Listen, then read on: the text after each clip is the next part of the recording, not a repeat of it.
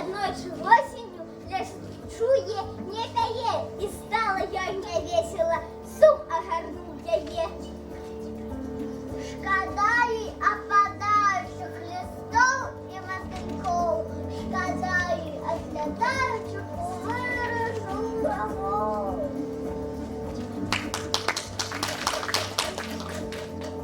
Его поддержите Верочку, пушки примерно смотри. Комарики гуливые, мурашки бегают. Походу стрелять и нравится, свидание до нашей, не знаю, как городник, для деда помахчи. Прибегли зайцы шерые, бобёчки, гуливы, бобры, лисицы, вожики, газоли полохливые. Посели кругом райца, до свидания, до ночи, не ведают, як верашчы, бядеда помахчы.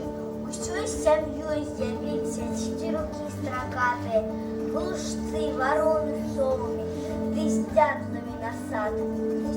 Сядят на древах, граються, свидання до ночи, не ведают, як верашчы, бядеда помахчы.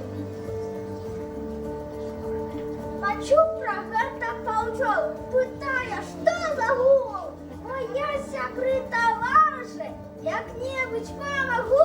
Ну дзе табе, маўчоны лес, ты ў засе не зашла, каго ці смяюцца ўсе, малога павушка.